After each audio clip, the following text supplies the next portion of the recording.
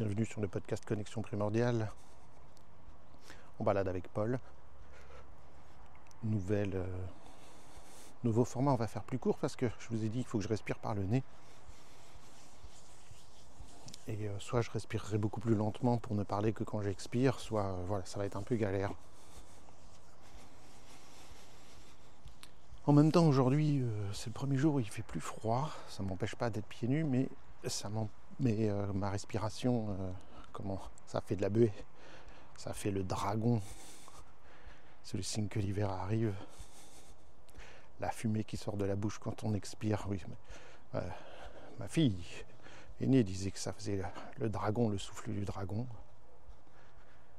Je ne sais pas si ça a à voir, mais ma petite fille, donc sa fille aînée à ma fille, qui a maintenant 9 ans, elle est fan de dragons. Ça fait des années que ça dure. Avant, c'était les dinosaures plus petites, et maintenant, c'est les dragons, les livres de dragons, les histoires de dragons. Ça fait déjà un moment que ça dure, ces histoires de dragons. Peut-être que c'est génétique. Hein. Peut-être que je suis pas grand-père dragon. Aujourd'hui, je voudrais aborder les deux mouvements les plus importants pour le corps humain. Vous savez que je pratique l'intégration motrice primordiale. Et une des définitions de l'intégration motrice primordiale, IMP, c'est approche éducative d'intégration des réflexes et mouvements primordiaux. Donc ça veut dire qu'on doit travailler aussi sur les mouvements primordiaux. Qu'est-ce que c'est les mouvements primordiaux ? C'est tout ce qui est marcher, courir, grimper, attraper, lancer, s'abaisser, se grandir. C'est tous ces mouvements de base sur lesquels notre corps est forgé et construit. Et là donc la pratique de ces mouvements de base sont bons pour nous, et ne pas les faire, c'est délétère malheureusement, parce que quand vous prenez un outil qui sert à quelque chose, par exemple un marteau, et que vous essayez d'enfoncer une vis avec un marteau, c'est une catastrophe. De la même manière, d'enfoncer un clou avec un tournevis, c'est une catastrophe, parce que le marteau, il a une fonction d'enfoncer des clous, et le tournevis de visser des vis. Et donc évidemment, si on essaye de faire ce pourquoi le marteau n'est pas fait ou le tournevis n'est pas fait, on risque de faire des dégâts, de casser marteau ou tournevis. J'ai déjà vu des gens prendre le bout du tournevis avec le manche du tournevis, essayer d'enfoncer un clou, c'est galère, ou d'attraper. Bref, notre corps il est fait pour sauter, courir, danser, nager, attraper, lancer, regarder l'horizon. Tas de mouvements primordiaux, et plus je vais avoir ces mouvements primordiaux, c'est-à-dire il suffit de regarder un petit enfant à qui on ne donne pas d'écran de 2 ou 3 ans et qu'on dit, ou 4 ans, ou 5 ans, ou 6 ans, ou 7 ans, 8 ans, 9 ans, 10 ans, et que on le met dehors, vous allez voir ce que c'est que des mouvements primordiaux. Il va faire un entraînement intensif de mouvements primordiaux en allant parfois très vite, en sautant, en grimpant, des fois en allant lentement, en allant au sol, en se mettant debout. Il va multiplier les mouvements, il va multiplier les prises, il va faire tout un tas de choses. Alors, je voudrais vous parler de 2 de ces mouvements primordiaux qui, à mon avis, sont les plus importants à intégrer dans la vie quotidienne et à se rééduquer pour être capable de faire ces mouvements primordiaux qui vont nous permettre d'avoir une vie plus, de maintenir tout au long de notre vie des compétences corporelles majeures, et donc qui vont nous permettre de vieillir en bien meilleure santé, une meilleure longévité, en vieillissant plus de degrés de liberté, parce que c'est ça qui est important.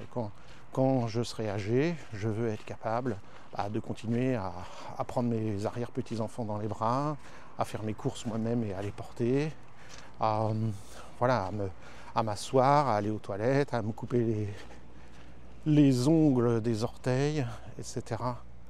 etc. Donc il y a tous ces compétences de base qu'il faut stimuler, et évidemment les compétences de base se stimulent par le mouvement. Alors quels sont ces 2 mouvements ? Suspense est à son comble, roulement de tambour. Quels sont ces 2 mouvements primordiaux ? Nous avons d'une part l'accroupissement, la capacité à s'accroupir, que l'on retrouve dans tous les peuples premiers, même quand vous avez 80 ans, la capacité à s'accroupir, donc c'est la première chose. Il y a des travaux. C'est assez marrant parce que, en fait, je suis dans un champ et qui borde le champ, il y a des pavillons.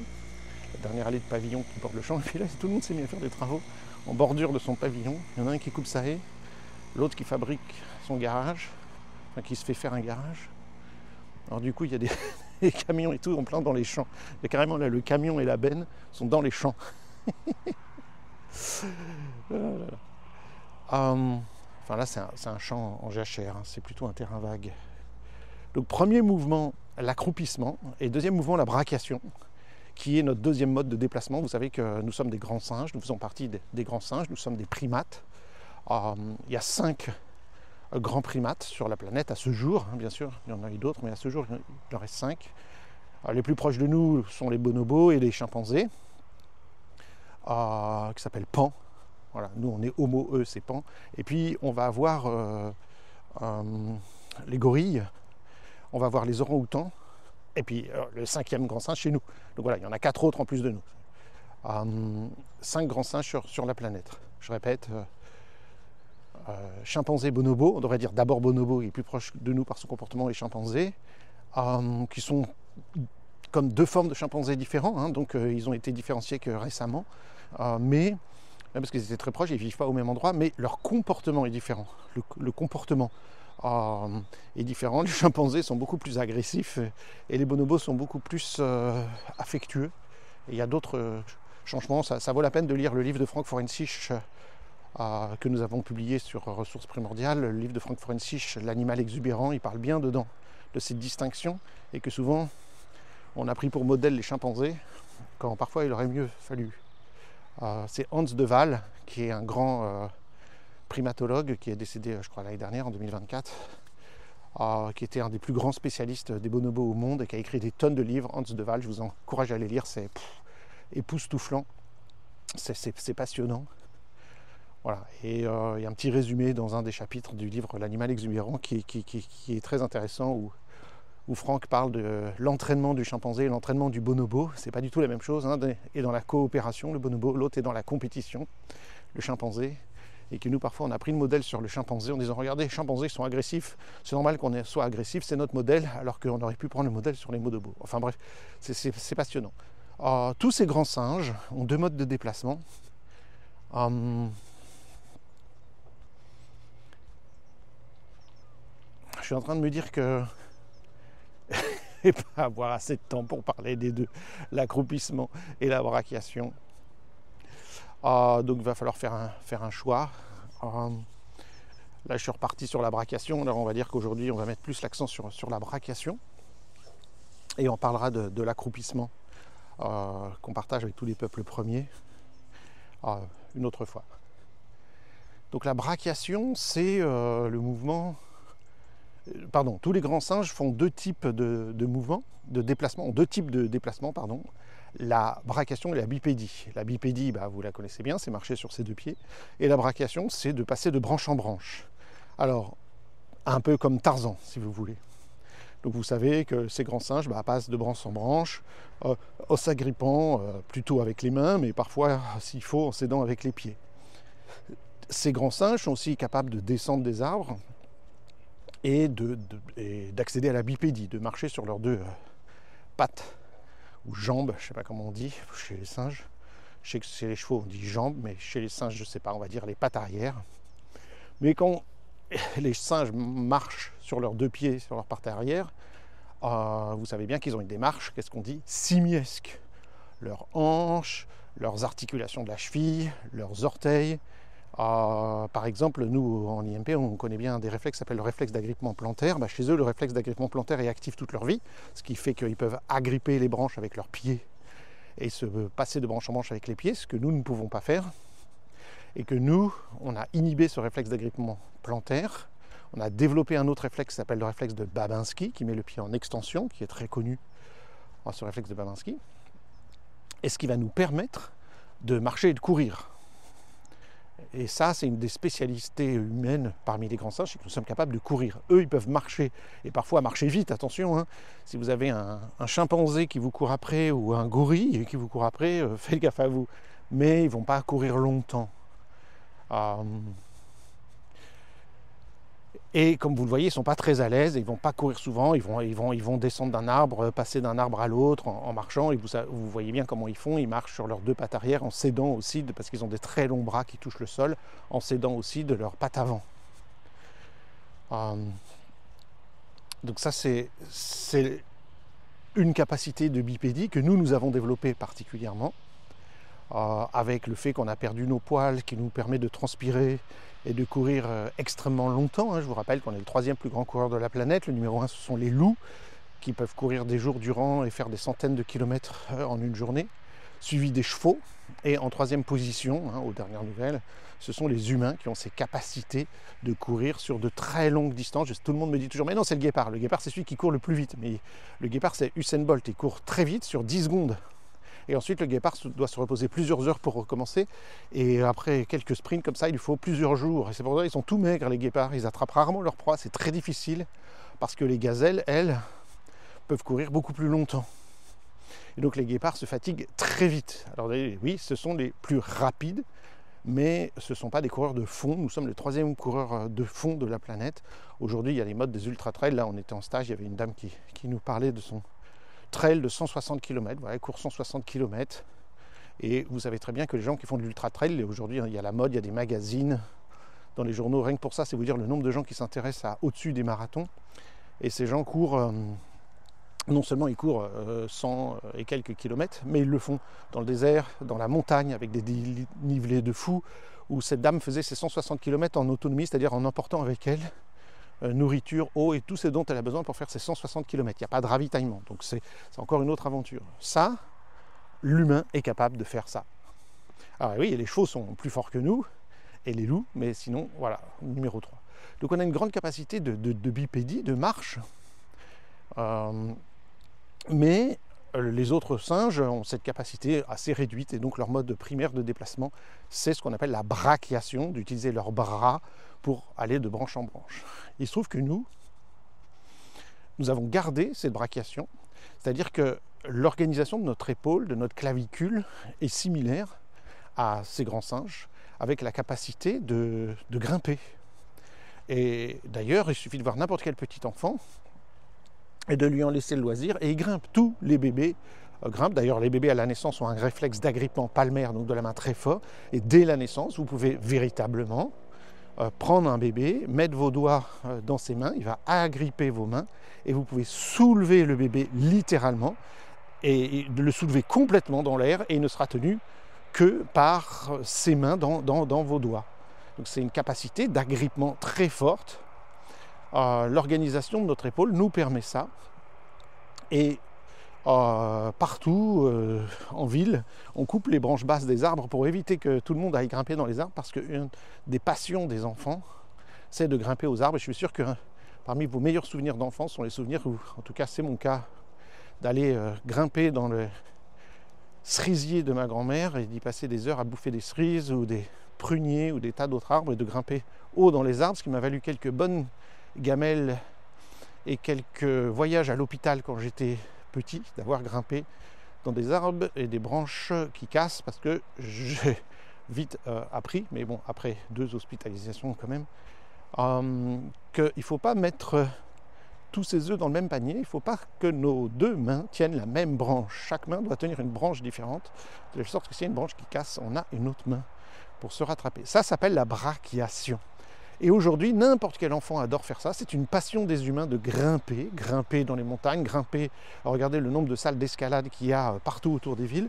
Regardez le nombre, nous en Normandie, c'est la folie autour de là où on est, de salles de grimpe qui s'ouvrent sans arrêt. Les gens font ça et c'est normal et c'est bien, ça fait partie de notre ADN, comme la course à pied. Mais aussi les salles, enfin ce ne sont pas les salles, mais les parcs autour qu'on appelle acrobranches, où on va pouvoir aller grimper dans les arbres, et puisqu'on manque un peu d'entraînement avec cordes et harnais. Donc ça fait vraiment partie de nous. On a besoin, c'est un véritable besoin de grimper aux arbres. Ça fait partie de notre survie. Nous sommes d'abord des cueilleurs avant d'être des chasseurs. Pourquoi je dis ça? Parce que 70%, la préhistoire, on sait qu'à peu près 70% de nos protéines viennent des végétaux, viennent de la cueillette, et seulement, pas de nos protéines, de nos calories, et le reste de la chasse. Donc on était des excellents cueilleurs, et on va cueillir... N'oublions pas que les origines de l'humanité, c'est pas du tout en Europe, il faut visualiser que ces 300 000 ans de l'humanité, c'est pas en Europe que ça s'est passé, ça ce sont juste les dernières années qui sont passées en Europe ou en Asie. Avant ça, la grande évolution humaine sur des centaines de milliers d'années, et puis avant ça, sur des millions d'années, depuis Homo erectus, etc., incluant Homo erectus, etc., donc sur quelques millions d'années, bien tout ça s'est fait en Afrique, où il y avait des arbres dans lesquels on peut aussi aller grimper pour se nourrir et manger de bonnes choses. Bien sûr, on peut attraper les fruits qui tombent au pied des arbres, mais on peut aussi y grimper, et on le fait tous, on l'a tous fait.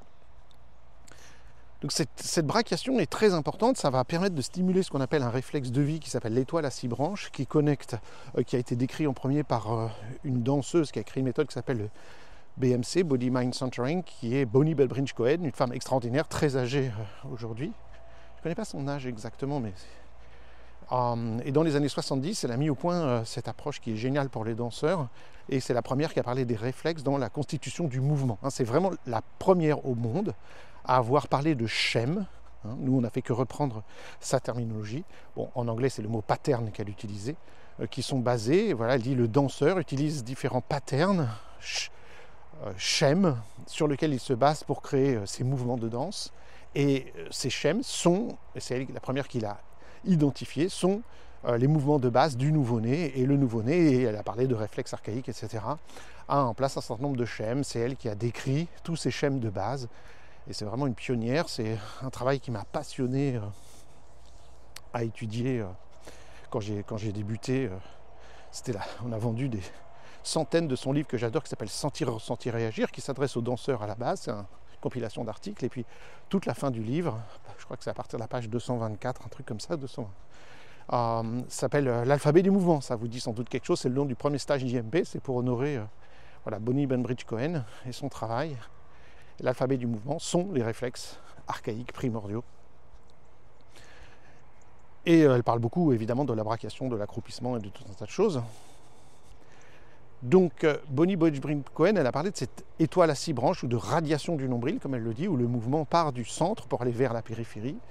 Et on va avoir ces connexions nombril-bouche, nombril-coccyx. Alors on devrait dire plutôt nombril-bouche, nombril-anus. Nombril crâne, nombril coccyx sacrum si on veut parler en repère osseux, et puis nombril bras droit, nombril bras gauche, nombril jambe droite, nombril jambe gauche. Donc ça fait 6 branches qui partent en étoile à partir du nombril, et de l'importance de connecter toutes ces branches donc dans une organisation proximo-distale.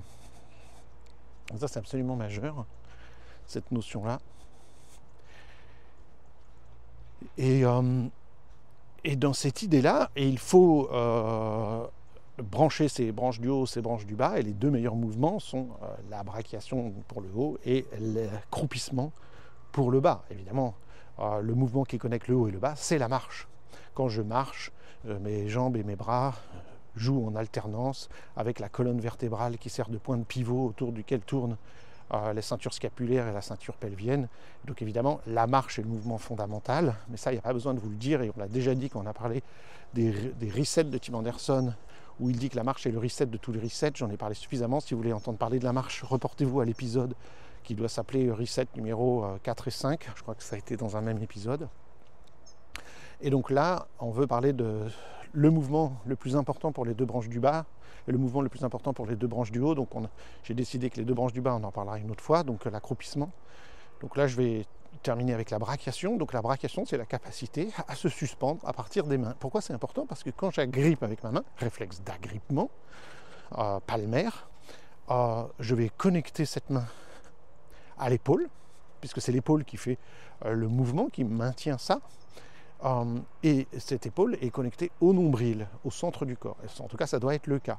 Et donc, ça va activer tout le mécanisme d'érection de la colonne vertébrale, de stabilisation de la colonne vertébrale, de gainage du tronc, avec une activation qu'on appelle axiale, du cœur du corps. Ça, c'est absolument majeur.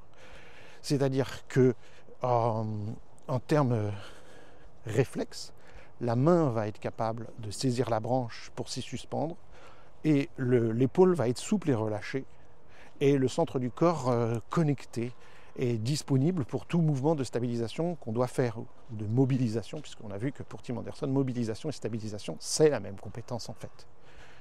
Et le bébé le travaille ensemble. Donc qu'est-ce que ça veut dire concrètement? Ça veut dire concrètement que quand je serre ma main pour agripper quelque chose, mon épaule est libre. Et ce qui permet une autre compétence qui a changé tout pour l'humanité, c'est la capacité à jeter, à lancer quelque chose. Imaginez que vous attrapiez un caillou et que vous voulez le lancer pour chasser un lapin. Bon courage. Vous avez ce caillou en main.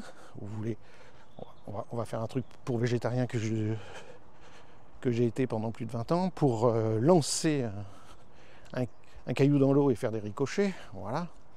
Eh bien, vous voyez bien que la main doit tenir le caillou et l'épaule va être souple, stable et très rapide. Faire un mouvement très rapide de lancer, et puis au dernier et au bon moment, on va lâcher le caillou qui, on espère, va atteindre sa cible. On a pratiqué ça, enfant, énormément. On peut penser au lancer de javelot, au lancer de lance. La lance se lance pas trop, en fait. C'est plus comme un pieu. Ou la lance, bref, le javelot. Et en préhistoire, on parle plutôt de... le nom m'échappe. Zut, bref, tant pis, le mot m'échappe là. On cherche à lancer une sorte de javelot avec un propulseur, hein, c'est quelque chose qui a changé l'humanité, le propulseur, voilà, la sagaie, pour lancer la sagaie. Et c'est ce qui nous a permis d'attraper du gibier incroyable à de grandes distances, le propulseur plus la sagaie. Et donc quand vous utilisez votre propulseur comme ceci, c'est une grande particularité humaine, on a la main qui doit se coordonner avec l'épaule et avec le centre. Regardez quelqu'un qui fait un javelot aux Jeux Olympiques ou quoi, regardez comment tout le corps va partir en torsion avec le mouvement de main et d'épaule. Ça, c'est notre configuration très particulière. Alors j'ai parlé de préhistoire, il semblerait que Néandertal n'était pas capable de lancer. Il utilisait de gros pieux, il avait une force extraordinaire, Néandertal, notre cousin. Et il avait le pieu, il devait s'approcher très proche de ses proies pour enfoncer le pieu directement dans sa proie, mais sans lancer. Son épaule, sa configuration claviculaire, etc., ne s'est pas développée exactement comme nous, Homo sapiens. Et chez Homo sapiens, il y a eu ce lancer. Et c'est ce qui fait que, ça c'est une hypothèse de certains spécialistes, que nous, on a pu bouffer tout le gibier qu'il y avait à bouffer. Et puisqu'on peut l'attraper à grande distance, c'est que Néandertal ne pouvait pas.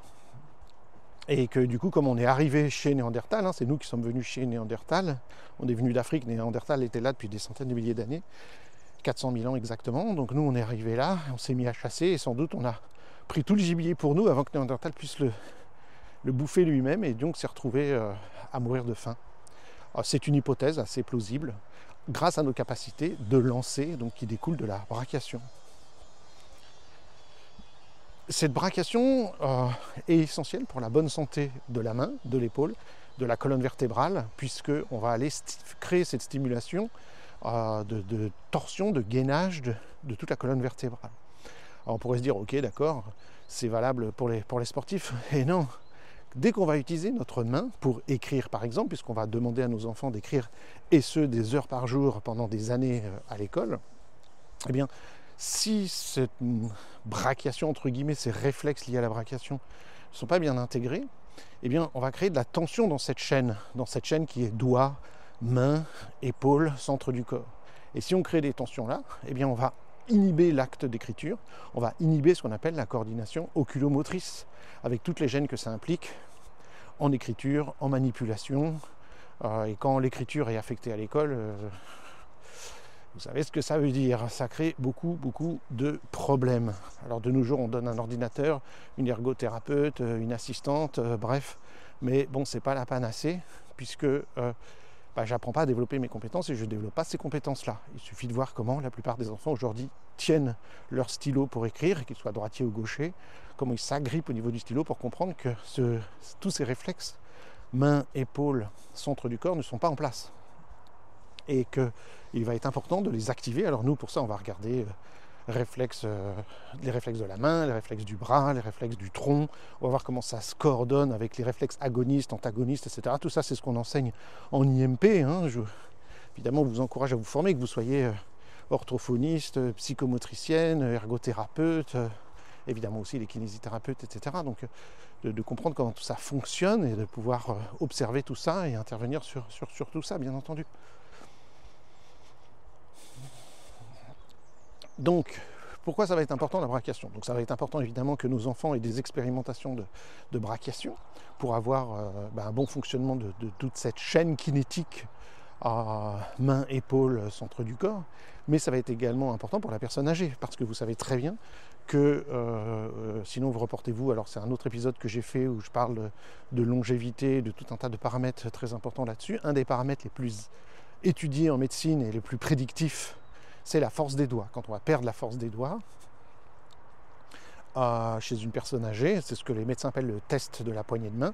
Si la personne âgée a une poignée de main qui est faible, c'est très mauvais pronostic pour les années futures. On sait d'ailleurs que plus on perd cette force au niveau des mains, et plus on sait que les statistiques de décès sont très proches. Et c'est vraiment directement proportionnel à cette perte-là. Alors évidemment, ce n'est pas juste muscler les doigts, c'est de comprendre que la motricité se perd d'abord en périphérie, puis ensuite va atteindre le centre. Et donc quand le centre est atteint, c'est le décès, c'est la mort, avec le cœur qui est au centre et qui a un muscle aussi et qui va décéder.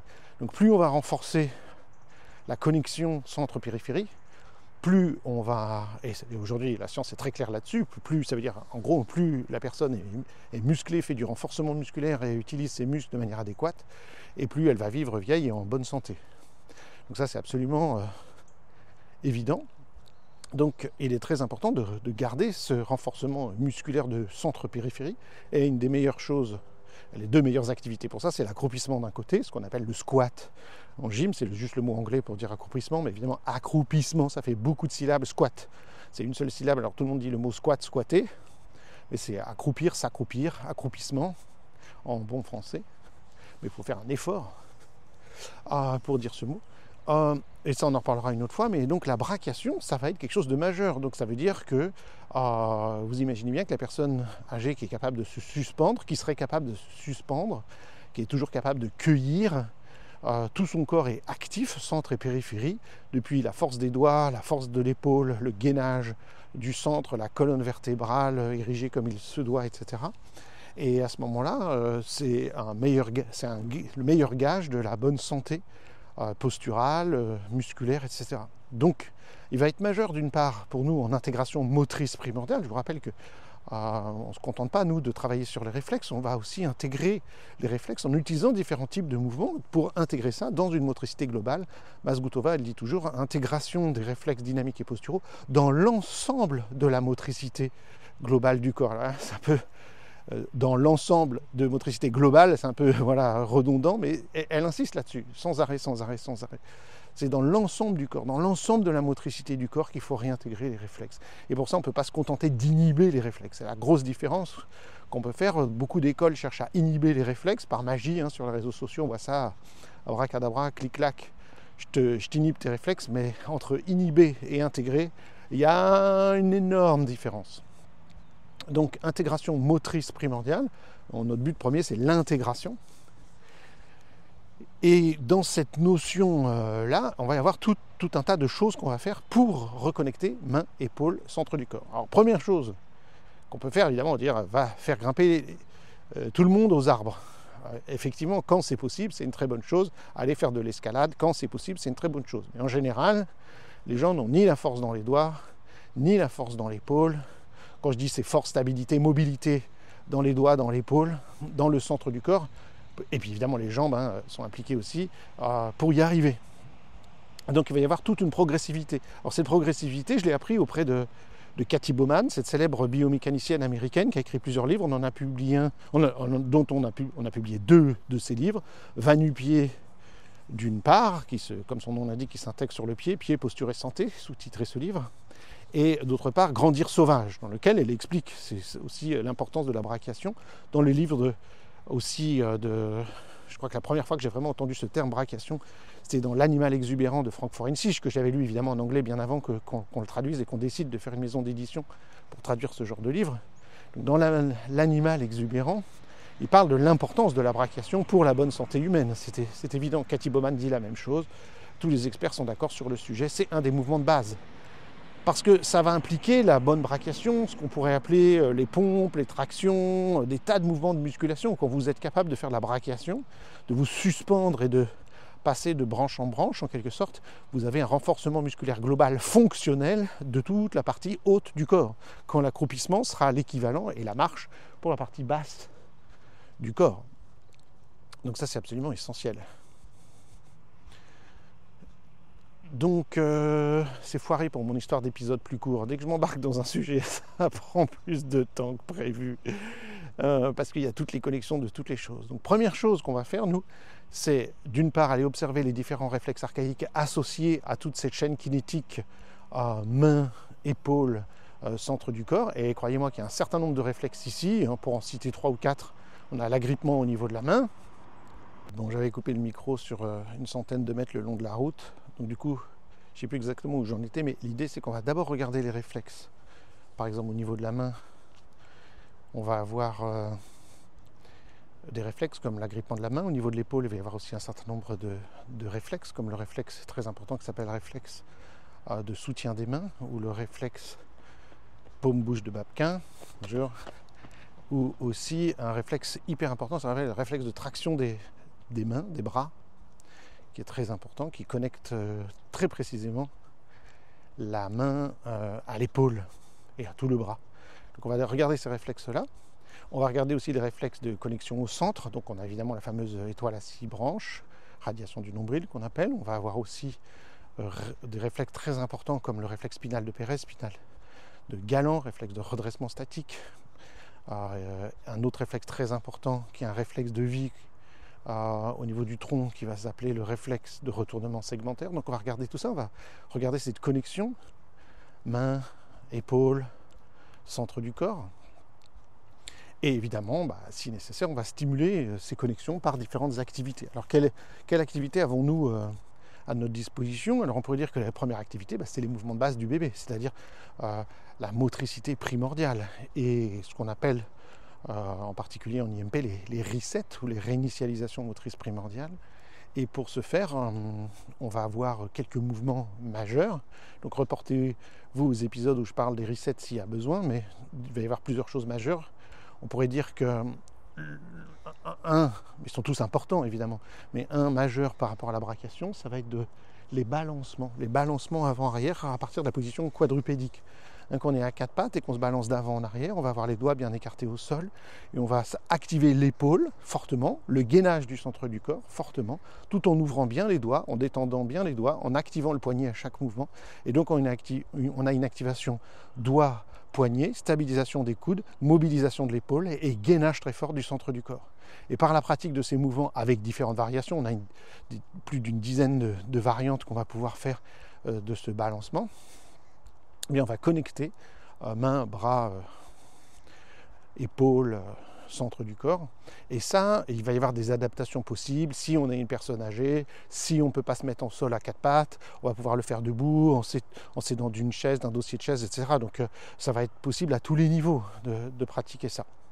Donc l'idée ici, c'est de recréer des connexions de mobilité et de stabilité du corps qui sont à la base des mouvements de brachiation. Donc ça, c'est ce que nous, on va faire dans un premier temps.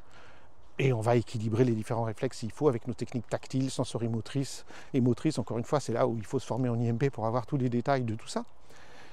Mais on va voir autre chose. C'est Cathy Bowman qui nous propose une progression. Alors progression que j'ai retrouvée aussi dans des livres, comment on pourrait dire, d'éducation sportive, de musculation, d'entraînement musculaire et surtout de calisthénie. J'espère que vous avez entendu parler de la calisthénie. Vous pouvez aller rechercher sur Wikipédia ou sur Internet. Plutôt sur Wikipédia, l'article est mieux fait de qu'est-ce que la calisthénie. Ça s'écrit C-A-L-I, S-T-H-E-N-I-E.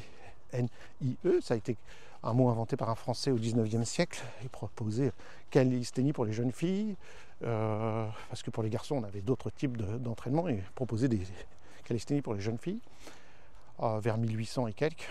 C'est quoi la calisthénie? C'est l'entraînement au poids du corps, globalement. C'est la gym. C'est la gym, voilà, c'est la gym au sol, c'est l'entraînement au poids du corps, c'est de faire des roues, des galipettes, c'est d'utiliser les barres asymétriques, les barres fixes, c'est de grimper à la corde, c'est d'utiliser notre corps pour faire voilà, de la gym, c'est la gym au sol, et c'est tout ça, c'est la calisthénie. Voilà. C'est de plus en plus à la mode, moi c'est quelque chose que j'aime beaucoup. Je n'ai jamais été... Enfin si, quand j'étais gamin, j'étais passionné de calisthénie, j'étais même champion de corde lisse. Je ne mets pas la corde à nœud, mais la corde lisse, j'étais capable de grimper très très vite à la corde jusqu'au plafond à 7 mètres. On avait un grand gymnase et de faire ça en quelques secondes, tac, tac, tac, tac. Donc j'adorais ça, j'adorais les barres fixes, j'adorais les barres parallèles. J'ai fait beaucoup de barres parallèles, beaucoup de barres fixes, beaucoup de grimpées de cordes, beaucoup de cheval d'arçon. Ça vous dit quelque chose? Ça en fait partie. Hein, il y a eu ça peut-être à l'école. Donc j'adorais ces choses-là. J'adorais la barre asymétrique, mais on n'avait pas vraiment le droit. C'était pour les filles. Pas jamais compris trop pourquoi. J'en ai fait un tout petit peu, mais un peu discrètement comme ça de temps en temps. Mais j'adorais aller tous les mercredis faire. C'était le club des écureuils. C'était pas loin de là où on habitait à Paris et j'ai eu beaucoup de chance. Et je voulais y aller tout le temps au club des écureuils toute mon enfance. Malheureusement, à un moment donné, on a déménagé. Bon, j'ai plus aller à ce club-là. Mais c'est quelque chose qui a beaucoup marqué mon enfance, cette capacité de gymnastique, de corps libre en mouvement, de s'agripper, de faire le singe, de sauter, de grimper, bref, tout ça. C'est quelque chose qui m'a beaucoup marqué. Alors,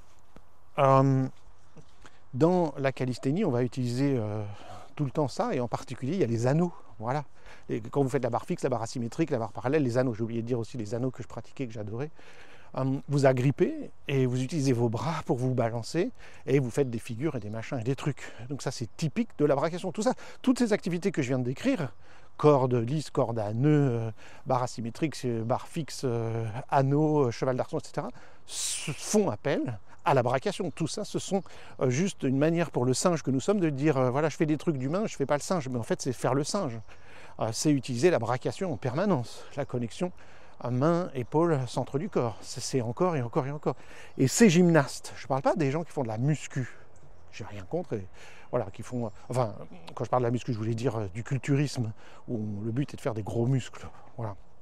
Donc la beauté esthétique du culturisme est très subjective. Il y en a qui trouvent ça bien. Apparemment, seuls les culturistes et tous les autres trouvent ça pas très moche. En revanche, tout le monde s'accorde à dire que les gymnastes, regardez les gymnastes, ceux qui font aux Jeux Olympiques. Les anneaux, par exemple, ils ont un corps parfaitement proportionné.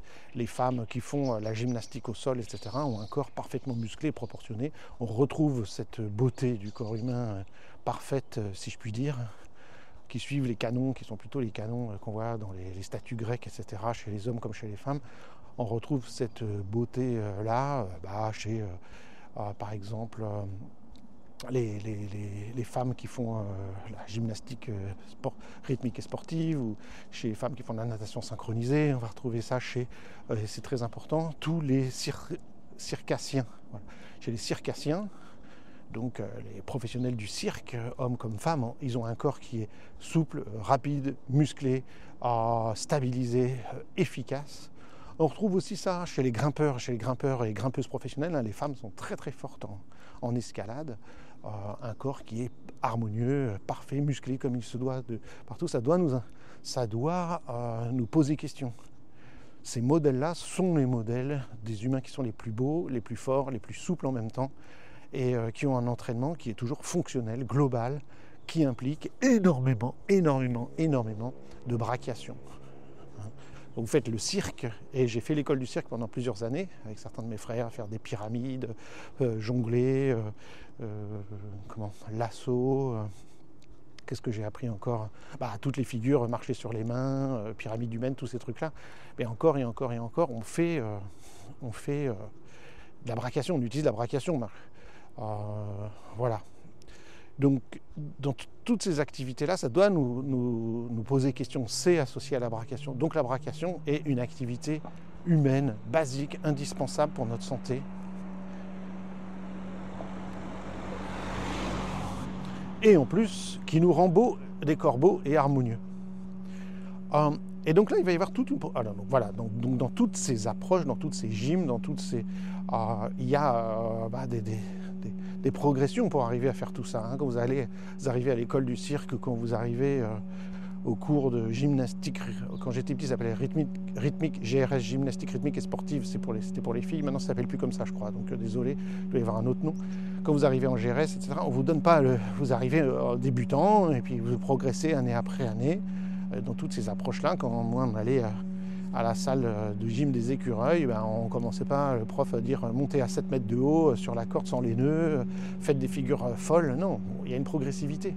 Et donc on connaît depuis de nombreuses années comment progressivement reconnecter la main à l'épaule au centre du corps, comment retrouver force, souplesse, stabilité, mobilité dans tout ça. Et donc il y a toute une progression de doigt à tronc, de tronc à doigt. Et évidemment, on ne va pas segmenter, parce qu'il y a encore un bruit. Décidément. Un épisode n'aura pas suffi pour parler de la brachiation. J'ai encore beaucoup de choses à dire. Je vais m'éloigner du bruit à nouveau. Donc il va y avoir toute une progressivité pour amener les gens à la brachiation. Je vais vous donner 2-3 exemples issus de ce que j'ai appris de la biomécanicienne Cathy Baumann. Par exemple, on va attraper une poignée de porte ou quelque chose à laquelle s'agripper. On est debout et on va se pencher légèrement en se tenant la poignée de porte. Et donc ce faisant, on connecte la main, l'agrippement, avec l'épaule et le gainage du centre du corps. Donc là, c'est un truc de débutant, mais il faut commencer par ça. On attrape une poignée, on attrape quelque chose. Une poignée de porte, une poignée de fenêtre. Bon, il faut que ce soit bien solide, on ne veut pas arracher, se retrouver avec la poignée de porte dans la main. Détacher de la porte. Donc on agrippe cette poignée, on agrippe cette chose. Nous, on utilise ce qu'on appelle des suspenseurs qu'on trouve à une dizaine d'euros à Decathlon ou quoi. C'est une sorte de sangle qui s'accroche à quelque chose, puis ensuite on peut attraper des poignées, puis faire des tas d'exercices. Je vais attraper cette poignée, cette zone stable, et puis je vais me pencher légèrement en arrière. Je vais me pencher légèrement en arrière, puis après je vais me tracter légèrement en avant.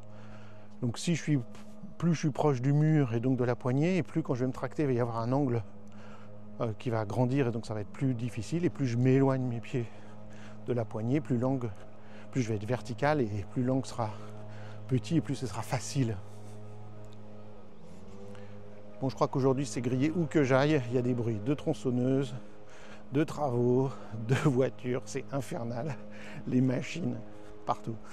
Donc voilà, on va commencer par ça, et puis il va y avoir plein. Donc je vous ai dit, les balancements à 4 pattes vont travailler beaucoup, et puis ça c'est poignées, et puis on va avoir toute une progressivité. Je crois que j'ai fait un certain nombre de vidéos à l'époque, brachiation et agrippement. J'avais fait une série de 7 vidéos d'1 heure où je démontre ces mouvements. Alors, c'est mauvaise qualité, ça avait été fait pendant le Covid, et vous devriez pouvoir retrouver ces vidéos gratuitement en allant sur ressourcesprimordial.com, c'est au pluriel ressources et primordial, ressources-primordial.com, et vous cliquez sur webinaire. Il doit y avoir un onglet qui s'appelle webinaire, et là vous allez voir, il y a qu'est-ce que webinaire, je vous les recommande tous, ils sont tous super bien.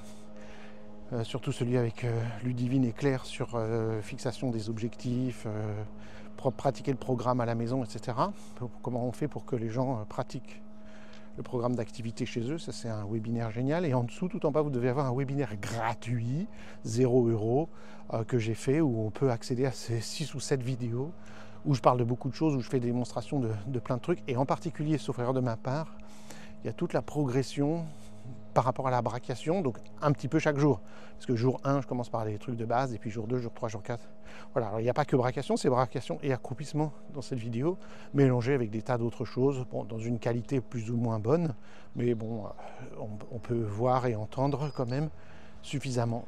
Donc voilà pour aujourd'hui. Cette notion de brachiation, encore une fois, retrouver la brachiation, c'est retrouver une santé très très forte pour le haut du corps, quand l'accroupissement le fera pour le bas du corps.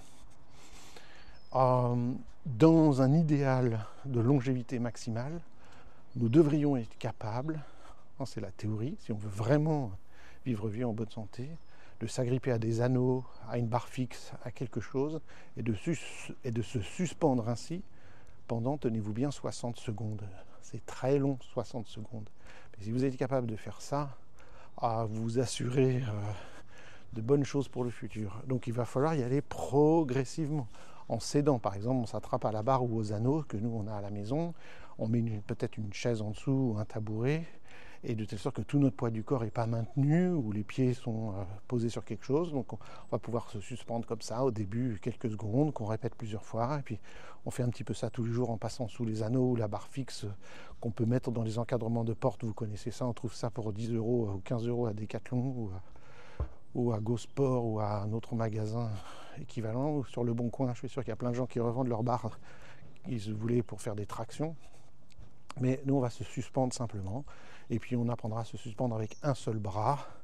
L'endroit à aller, c'est le parc à côté de chez vous. Il y a, je suis sûr, des échelles horizontales où on peut passer de barreau en barreau, et ça, ce sera le but, d'être capable de faire des allers-retours sur cette échelle horizontale. Ça, c'est le but. Ça peut prendre 1 an ou plus pour y arriver, entendons-nous bien. De se suspendre 1 minute, puis ensuite de lâcher une main, et quand on lâche une main, vous allez voir que l'épaule nous fait aller de l'avant, et ça nous spontanément fait ouvrir la main libre pour aller au barreau d'après, et c'est tout à fait naturel qu'on va passer de barreau en barreau, de branche en branche, et qu'on fait ainsi de la brachiation. Donc en général, dans n'importe quel parc, vous pouvez trouver ces échelles horizontales que les enfants adorent. Dès 2 ans, ils veulent qu'on les y mette et s'accrocher et passer de barreau en barreau. C'est une passion des petits enfants et des plus grands, et pour les adultes aussi, mettez-vous-y. Alors il y a toute une progressivité à respecter, mais voilà le but, d'être capable de jouer à cette échelle, d'aller jouer au parc, de reprendre, amener vos enfants à Acrobranche, au bloc d'escalade, à la salle d'escalade. Voilà, et progressivement. Voilà. Bon, évidemment, nous, on a toute notre progressivité en IMP, et tous les mouvements et tout le travail sur les réflexes. Mais vous voyez, là où on veut en venir, c'est ça. C'est de grimper, c'est de s'amuser, c'est de gainer l'ensemble du corps, c'est d'avoir de la mobilité, de la stabilité. Et voilà. Donc, sans doute à une prochaine fois pour parler d'accroupissement. C'est un peu foireux, mon idée de raccourcissement. Donc, il va falloir que je prenne des décisions. Je vous dis à très bientôt et merci d'être toujours là à m'écouter.